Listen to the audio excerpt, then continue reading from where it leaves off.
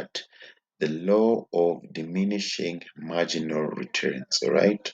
Basically, what this law states that as you add additional variable resources to fixed resources, the output eventually decreases. Okay.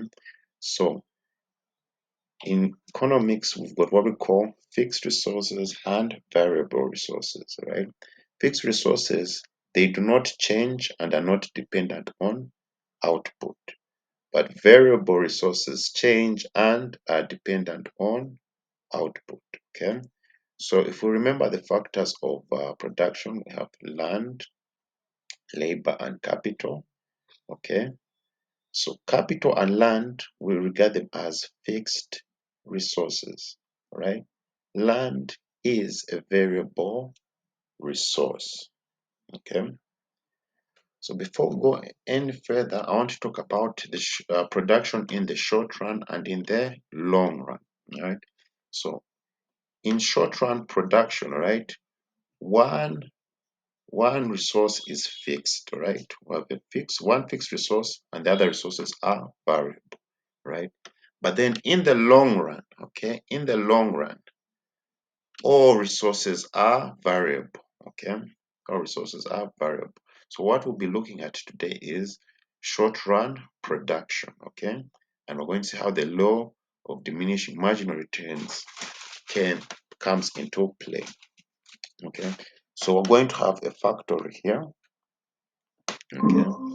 We have a factory here represented by this table here, all right? Let's say we have only 3 machines, all right? Let's say we make pencils, okay? And we've got only 3 machines, okay? So our machinery is fixed, okay?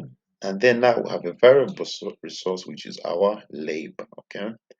So if we have one worker, they'll be able to produce 1 pencil, okay? If we have 2 workers, they'll be able to produce 3 pencils, okay? If we have 3 workers, they'll be able to produce 6 pencils. If we have 4 workers, they'll be able to produce 8 pencils. All right. So remember here, what's happening here is our machinery, our equipment, which makes the pencils, is fixed. We only have 3. Okay.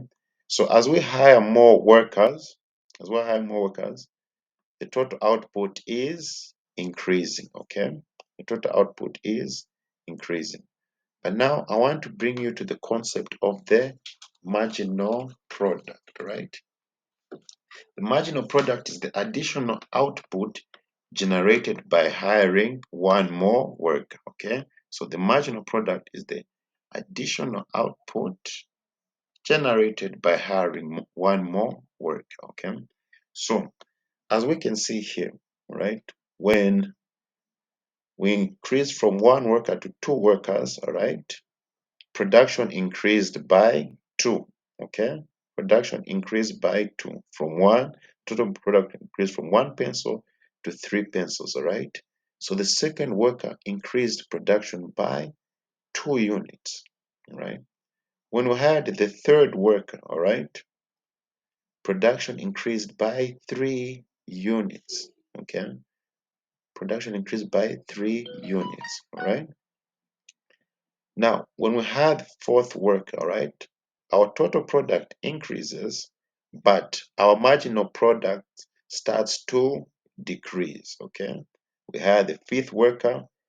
Yes, we produced 9 pencils, but the fifth worker has just increased production by 1 unit, all right? So the more workers we keep on adding, all right, first our marginal product will increase and then it will start decreasing. So as the law says, as you add additional variable resources to fixed resources, right? We keep on adding workers. Our resources still remain fixed, right? The output will eventually decrease, okay? As you can see, when we have our sixth worker, right? The total product starts to decrease now, okay? total product starts to decrease, and our marginal product is also decreasing.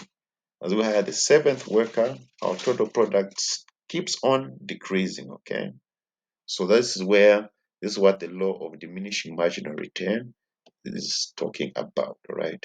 So if we look at our table here, the law of diminishing marginal returns begins at the fourth worker. Okay, this is where the law of diminishing marginal returns begins, at the fourth worker. Because as you can see, from the third worker, the total product increased, right? And also the marginal product was increasing. But when we reached the fourth work, all right, when we reached the fourth work, our marginal product has started to decrease. So the moment the marginal product starts decreasing, that's where the law of diminishing marginal return begins.